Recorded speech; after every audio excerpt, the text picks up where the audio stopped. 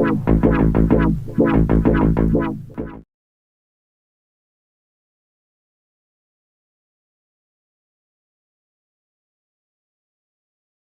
was such a beautiful guy, man. He was the sweetest person. He was so talented. He had so much to offer that it was a real shock to hear that he had gone. You know, depression is a disease, and everybody kind of goes through it their own way. I can't speak for anybody else's condition, but you know, the hardest part is when you lose a friend, you know. And I just always immediately think of their families and their bandmates, and you know, it's a long road.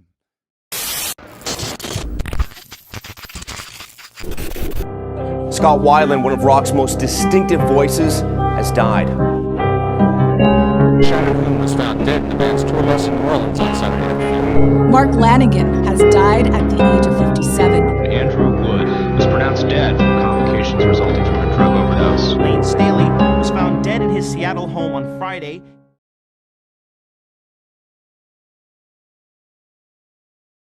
Christopher John Boyle was born on July 20th, 1964, in Seattle, Washington, where he was raised. His parents are Edward F. Boyle, a pharmacist of Irish Catholic descent, and Karen Boyle, an accountant of Jewish background and self-proclaimed psychic. Cornell was one of 6 children. He had 2 older brothers and 3 younger sisters. Chris was raised Catholic and attended Christ the King Elementary School, where he performed for the first time in front of a crowd, singing the 1960s anti-war song, One Tin Soldier. When he was in 7th grade, his mother pulled him and his sister out of the Catholic school for fear they were about to be expelled for being too inquisitive. He recalled the episode in a 1994 interview with Request magazine. With a religion like that, it's not designed for anyone to question. Being young people who have a natural curiosity and half a brain, you're going to start finding inconsistencies, which there are tons of in organized religion. We both sort of made it clear in classroom situations that we didn't get it. Explain this to me, and they couldn't, so we started creating a lot of problems. Cornell traced his musical influences back to Little Richard via the Beatles.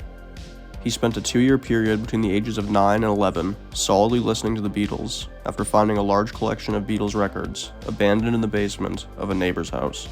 Cornell described himself at this age as a loner. He was able to deal with his anxiety around other people through rock music.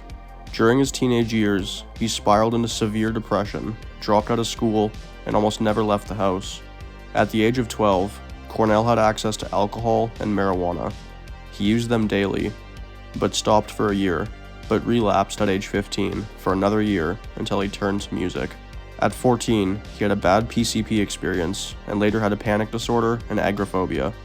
Eventually, Chris dropped out of high school as well. In the early 1980s, Chris would join a band titled The Shemps, which featured bassist Hiro Yamamoto and would perform around the Seattle and surrounding area. During his time as a drummer in The Shemps, Chris met guitarist Kim Thale. Eventually, Soundgarden was formed in 1984 by Cornell, Thale, and Yamamoto, with Cornell originally on drums and vocals. In 1985, they enlisted Scott Sundquist to take over as drummer so that Cornell could concentrate on vocals.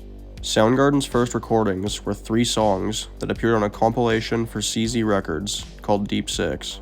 In 1986, Sundquist, who by that point had a wife and child, decided to leave the band and spend time with his family.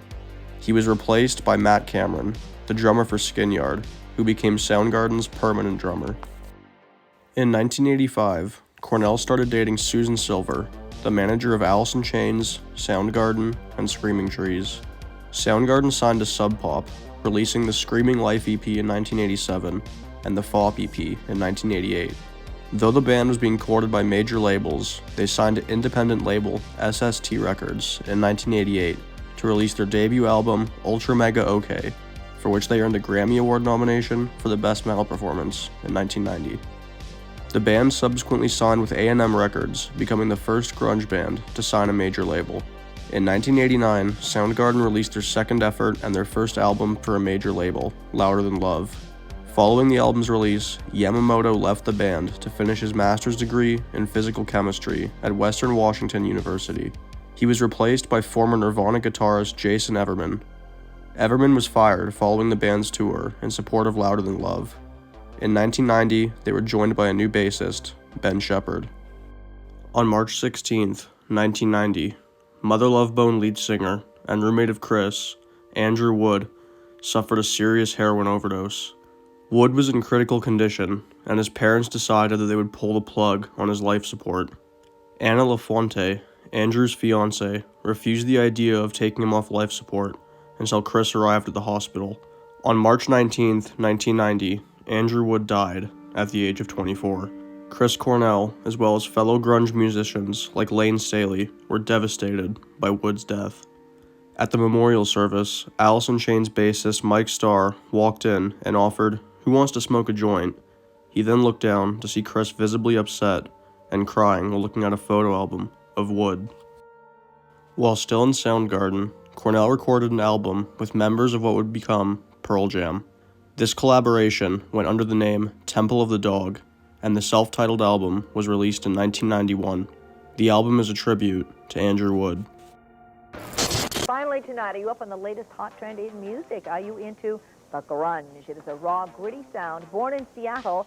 It has become so popular that Seattle has suddenly become the country's new hot breeding ground for rock stars. Take the Seattle grunge band called Nirvana. It has become the nationwide sensation. Its first album. Along with Nirvana, Alice in Chains, and Pearl Jam, Soundgarden quickly became one of the most successful bands from the Seattle's emerging grunge scene in the early 1990s. With Shepherd, the new lineup recorded Bad Motorfinger in 1991. The album brought the band to a new level of commercial success and exposure amid the sudden popularity and attention given to the Seattle music scene. Bad Motorfinger included the singles Jesus Christ Pose, Outshined, and Rusty Cage. The three singles gained considerable airtime on the alternative rock radio stations, while the videos for Outshined and Rusty Cage gained considerable airtime on MTV.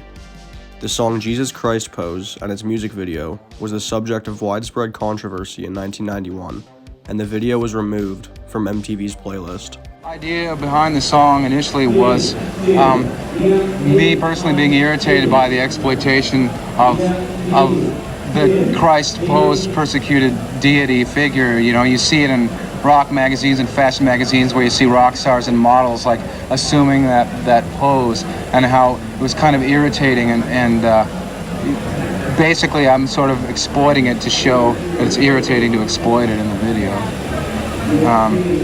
It's probably one of the most widely seen. In 1994, the grunge rock era would come to a screeching halt after Nirvana vocalist Kurt Cobain's sudden and tragic death. So something in a way similar to losing Andy or losing friends that died after that, where it's not so much the person and the relationship with them, but the inspiration, the creative inspiration that this person has, and that I would get from that person, that my perception of sort of the world of music at large artistically shrank because suddenly this brilliant guy is gone, you know, and I'm not even talking about what he meant culturally. I'm talking about his creativity. It was super inspiring from the very first demo that I ever heard. 1 week, return airfare, spending money and tickets to see Soundgarden live.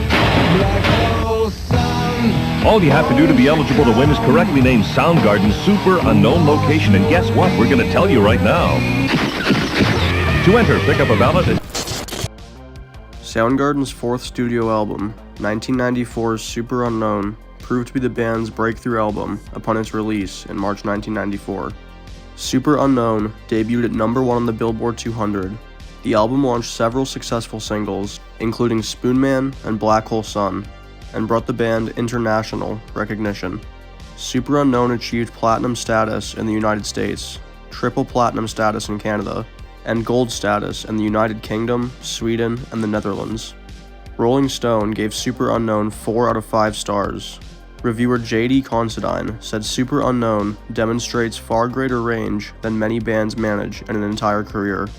They also criticized Black Hole Sun and Half, stating that the former is not a very good song, with the latter is the virtual definition of a B-side.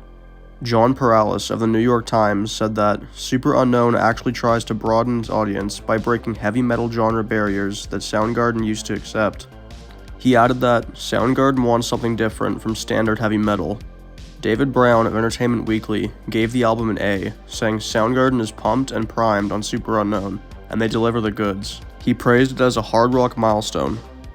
2 singles from Superunknown, Black Hole Sun and Spoon Man, won Grammy Awards, and the music video for Black Hole Sun won an MTV Video Music Award and a Silo Award.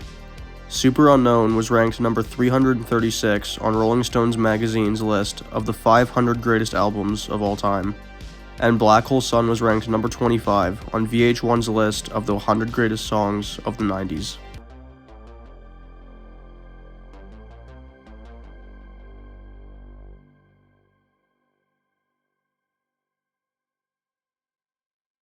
The band's 5th album was 1996's self-produced Down on the Upside. The album spawned several singles, including Pretty Noose, Burden in My Hand, and Blow Up the Outside World. Down on the Upside was notably less heavy than the group's last albums, and marked a further departure from the band's grunge roots. Soundgarden explained at the time that it wanted to experiment with other sounds. David Brown of Entertainment Weekly said, "Few bands since Led Zeppelin have so crisply mixed instruments, both acoustic and electric." However, tensions within the group arose during the sessions, with Thale and Cornell reportedly clashing over Cornell's desire to shift away from the heavy guitar riffing that had become the band's trademark. Despite favorable reviews, the album couldn't match the sales of Superunknown. In 1997, Soundgarden received another Grammy Award nomination for the lead single Pretty Noose. As tensions grew within the band, reportedly due to internal strife over its creative direction, Soundgarden announced that it was disbanding on April 9, 1997. In a 1998 interview, Kim Thale said, "It was pretty obvious from everybody's general attitude over the course of the previous half year that there was some dissatisfaction." This is The Week in Rock. With the grunge period of the early 90s slowly receding into rock history, Soundgarden, the metal-edged Seattle band, called it quits this week after 12 years and 1 chart-topping album. No reason was given, just a terse notice through the group's record company that the split was amicable and mutual. Here's a look back at the band that was. In 1997, after the breakup of Soundgarden and his marriage to Susan Silver failing, Chris turned back to drugs, developing a serious addiction to Oxycontin, and was a very heavy drinker, as well as getting involved with other substances. When my personal life got out of hand, I just got loaded, so I went through a couple years of depression again. I didn't eat, I drank a lot, I started taking pills, and at some point you just get sick of it. I was pretty sure that nothing like that would ever happen to me. Then I ended up having as bad a problem as anyone's going to have, and still be alive. So I realized I'm not special. I'm just like everybody else. In 1998, Chris began working on his first solo project, titled Euphoria Morning, collaborating with Alan Johannes and Natasha Schneider. On September 21st, 1999, the album was released, and Chris went on his first ever solo tour. The album sold 393,000 copies. I didn't really have a perception of this album before we made it, really. I kind of had an idea of what a solo album would sound like if I made it, and this doesn't sound like that. But I think that's probably because I get bored easy. I didn't want to make an acoustic record. As soon as the band broke up and I was getting ready to start working on making a solo record, I'd hear a lot of questions like, "Oh, so you're going to make an acoustic album?" Because I did like 2 or 3 other songs that were on soundtracks over the years that were pretty acoustic, and different than Soundgarden. In 2000, Chris Cornell and Susan Silver had their first child together, named Lillian Jean Cornell. In late 2000, Zach De La Rocha quit Rage Against the Machine, leaving the band without a lead vocalist. The remaining members were searching for a new lead singer, and eventually Chris Cornell was enlisted as the band's new lead vocalist. In May 2001, the band began recording an album and had finished 21 songs in 19 days. The new supergroup was confirmed to play at Ozfest on March 19, 2002, despite not having an official band name or a release date for their debut album. Before the band had even performed a show or released their album, Chris Cornell left the band. In April of 2002, Chris lost another friend. this time Lane Staley of Alice in Chains, who just like Andrew Wood, died of a heroin overdose. At Staley's funeral, Chris, alongside Ann and Nancy Wilson, performed a cover of the Rolling Stones' Wild Horses. Lane was the second of the Big Four's lead vocalists to pass away prematurely. In September of 2002, Audioslave was revealed to be the band's new name, and they released their first single together, titled Cochise. On November 19th, 2002, Audioslave released their self-titled album, which entered the Billboard 200 chart at number 7, and sold 162,000 copies in its first week. Looking for a singer. Somebody mentions Chris's name. We wanted to do something different, and we, talked with our friend Rick Rubin, and only one name came to the surface, and it was Chris Cornell. Now, Chris, you were doing solo stuff, right? Yeah. At that point? Uh-huh. And they called you and said, hey, want to sing with us? Sort of, yeah. And not only that, but I was big fans of this band. And to me, all you do is you just imagine, okay, here I am, and I'm on stage, and I'm singing over this band. What's that going to sound like? And immediately was like, that's going to sound great. Right. And Cornell and Susan Silver divorced in 2004. That same year, he married Vicky Karianis, a Paris-based American publicist of Greek heritage. The couple had a daughter together, Tony, in September 2004, and a son, Christopher, in December 2005. The Cornells created the Chris and Vicky Cornell Foundation, which works to aid the homeless, the poor, and abused or neglected children. In 2013, a portion of proceeds from his ticket sales went to benefit the cause. Chris also checked into a rehabilitation center in 2002 and quit drinking and smoking around 2005. By the end of 2005, Chris had finally managed to clean up his act and get sober. After years of performing with Audioslave and as a solo act, on January 1st, 2010, Cornell alluded to his Soundgarden reunion via his Twitter account, writing, "The 12-year break is over, and school is back in session. Sign up now. Knights of the Sound Table, ride again." The message linked to a website that featured a picture of the group performing live and a place for fans to enter their email address to get updates on the reunion.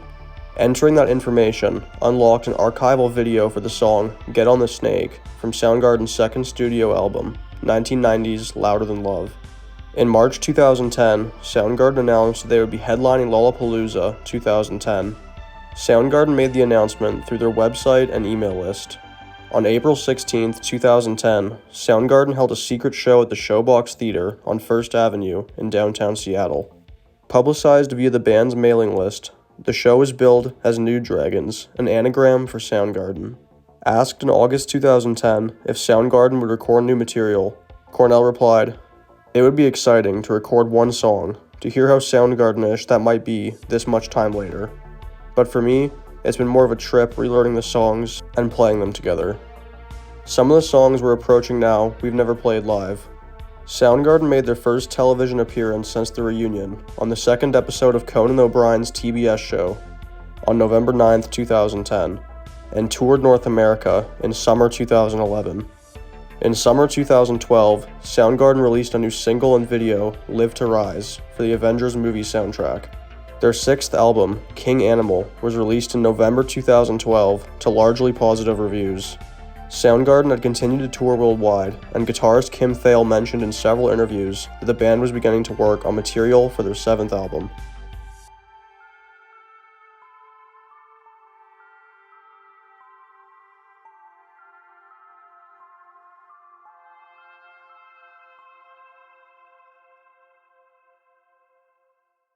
In March of 2017, Cornell, who had been sober since 2003, had admitted to a friend via email that he had relapsed. Cornell had a notable problem with alcohol during the 90s and into the period where he decided to get clean, as we already talked about earlier in this video. Early in his life, Cornell struggled with depression and substance abuse, and he was no stranger to alcohol or pills. It wasn't specified if Chris had relapsed on alcohol or something else. However, on January 20th, 2017, Cornell rejoined with supergroup Audioslave at a benefit concert protesting US President Donald Trump's presidential inauguration. Cornell was slurring his words during the show and improvising lyrics as he went. There was speculation that Cornell had fallen off the wagon after more than a decade of sobriety and was drunk. It was never made clear if Cornell was drunk or not, or if this was just speculated by the live audience and the media. 12 years, a long time coming. Make some noise for these guys. And the rest of Prophets of Rage.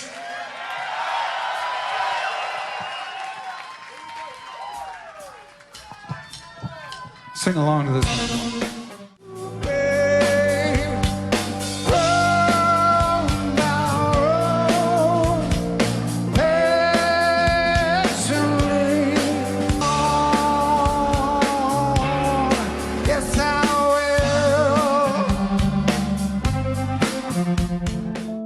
That was awesome. A fun night. Yeah, it felt so intimate. Fun night. Thank you again. I'm going to... Thank you. A less sweaty hug this time. There we go. There we go. Do a real thing. Like, well, you know, like what Temple did. Why not? We totally got away with it. Yeah. Nobody, You think I'm going to say no to that? I don't know. Yes, I'm so down. Yeah. It'd be amazing. Yeah, it's just a matter of carving. Really. Later on, it was revealed that Cornell's sobriety ended in mid-2016 when he tore his shoulder. The pain in the shoulder was waking him up at night, and it was keeping him up. He was prescribed a benzodiazepine to help him sleep, said his wife Vicky. Even for those with no history of addiction, benzodiazepines are incredibly addictive and habit-forming. Many celebrities who began taking them for sleep or stress later found themselves in painful withdrawals. Chris quickly began abusing the pills. His wife recounts that, in a 7-day period, he took 20-something pills, and in a 9-day period, 33. In hindsight, giving a recovering addict benzodiazepines is a slippery slope, and Chris Cornell is not the only celebrity to have gone down this road. The theory points to Chris taking the pills to combat the pain in the shoulder, and that slowly he began drinking again to help with the pain as well. Chris was adamant on keeping his relapse a secret. Cornell's wife Vicky admits there were signs. He was in serious trouble, and she's not trying to blame herself for failing to spot them sooner and getting him the treatment he needed. He had really delayed speech. He was forgetful. There were moments where I thought there was some confusion, she recalled. Cornell started touring with Soundgarden in early 2017, and it seemed Cornell was abusing these pain pills throughout the duration of the tour. In April of 2017, Cornell did his last public interview for film The Promise. Cornell released a song of the same name to coincide with the movie. Some noticed after the fact that Cornell had appeared to have lost weight and showed up to the red carpet premiere of The Promise alone.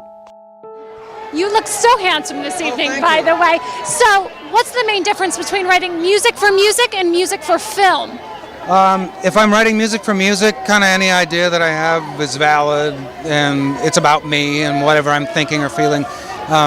Whereas a film, you sort of collaborating with the story, and you have a responsibility to make that collaboration work and write something that lives in harmony with it. Cornell went back on the road with Soundgarden in May of 2017.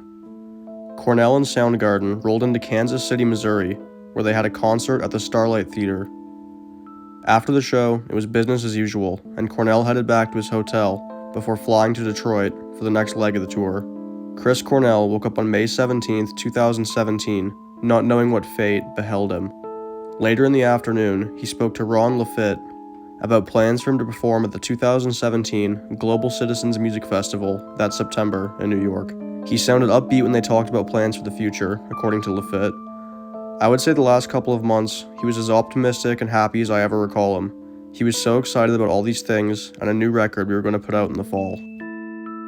Cornell then met up with Soundgarden and was taken to the Fox Theater for Soundgarden's show later that night, where Cornell fired off a jubilant message on Twitter, finally back to Rock City, with a photo of the band's name on the Fox Theater marquee. The Seattle band hit the stage to a chorus of cheers from the crowd as the sound of Ugly Truth echoed throughout the speakers. It was clear that something wasn't right with the 52-year-old Cornell during the Fox performance. He often staggered back and forth across the stage and seemed weak in his movements. It was as if the energy had exited his body, and what was left was a shell of a man scrambling to do his job. He missed words, sometimes in entire blocks, letting the crowd sing the parts of the song he didn't. Nobody complained. In fact, the audience of about 5,000 seemed to love it, but it seemed like Cornell wasn't mentally present. Cornell was visibly agitated at times, He walked off the stage for several minutes before playing Been Away Too Long, causing the band to start over and leaving them playing instruments to fill the gap. When he came back on stage, he made a move it along motion with his hand. Then there was Cornell's irritability. His vocals were often lagging, not in sync with the music. At times, he stopped singing completely and gave up for several seconds before catching back on with his bandmates. Several times throughout the night, he gave brief backstories to songs, regaling the band's work with record label Sub Pop. For My Wave, he emphasized the importance of doing your own thing, as long as you don't harm anyone in the process. But then things took a dark turn before the song began. You can burn crosses on your lawn, I don't give a shit. You can burn your house down, he said. Who cares? I don't, as long as you don't catch someone else's house on fire. Cornell spoke fondly of Detroit over and over. It was the one element of the show he seemed truly excited about. He talked about Detroit Rock City, how the audience was unparalleled, how the band loved playing here. He acknowledged the crowd up in the balcony, asking them to stand. He also asked the crowd in front of the stage to cheer for those people. Soundgarden closed the show with Slaves and Bulldozers from the group's 1991 album, Bad Motorfinger. The band thanked Detroit before walking off stage for the final time at 11:15 p.m. Detroit Rock City, hey!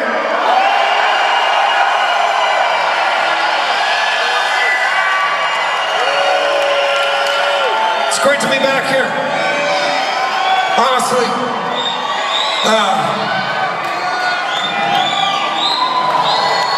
I love you guys up there on the top shelf, but you gotta fucking stand up and show me something.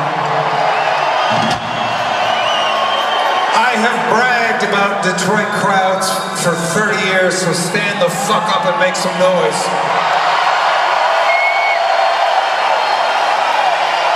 I see all of you. Get the fuck up.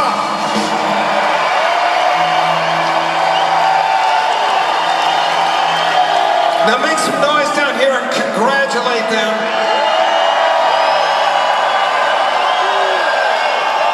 All right, thank you. That's the spirit.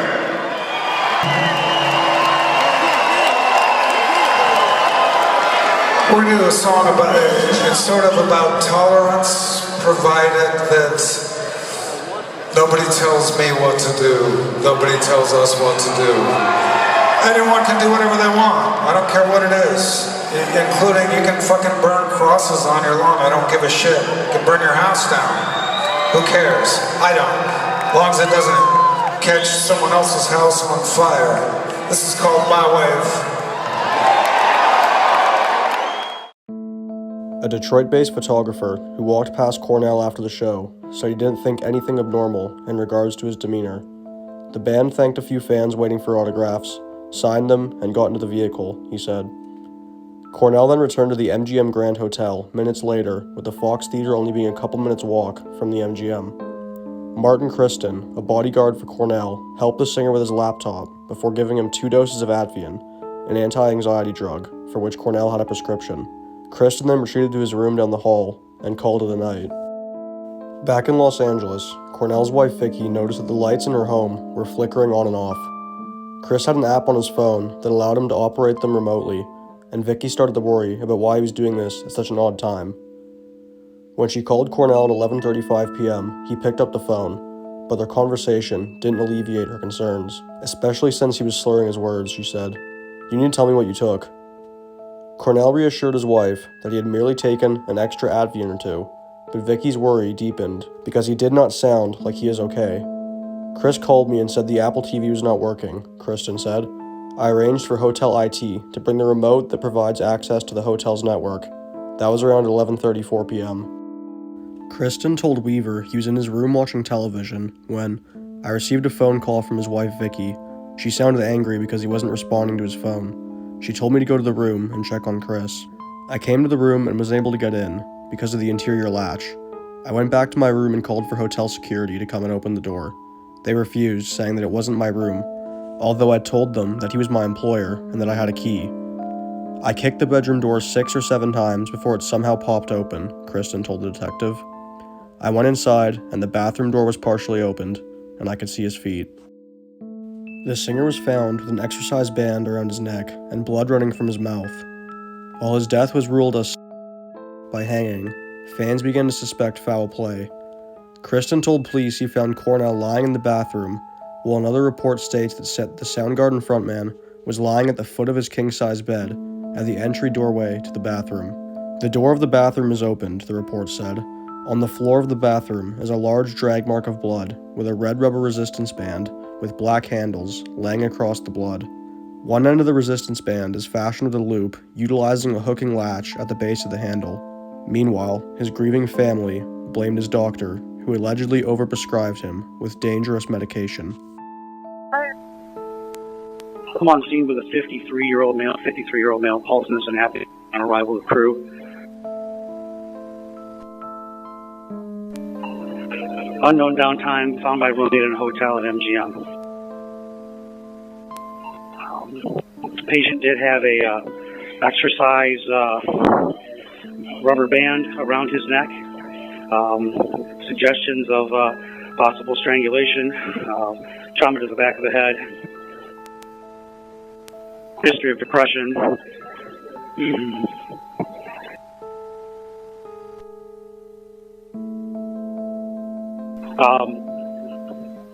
Patient is cool to the touch in all areas at this time. Pulse has been on scene over 30 minutes of time.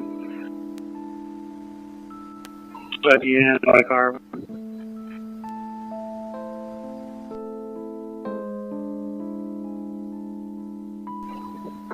Pupils are fixed and dilated.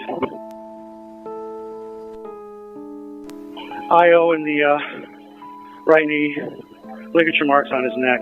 We have established a patent airway, ET tube. I'm sorry, that was a dual lumen combi tube. We're not able to resuscitate him this time, so we're asking for pronouncement. That's going to be 0133, Dr. Sweeney. Anyone Alpha 142 copy 0130, Dr. Sweeney. Over. And now to that sad news in the music industry. Chris Cornell, the lead singer of Soundgarden and Audioslave, has died. I'm in front of Detroit Police Public Safety Headquarters, and right across the street is MGM Grand. Police tell me they got a call around midnight from a family friend who said they needed police response, emergency responders at MGM Grand Hotel. That friend said he went to check on Chris Cornell in his room and found him dead on the bathroom floor. Nearly 7 years after the loss of Chris Cornell, fans and family of the singer are still baffled at what could have went so horribly wrong in room 1136 of the MGM Grand. Cornell's powerful vocals will keep his memory alive, but in the back of fans and friends alike's heads, the thought of what could have happened will always loom.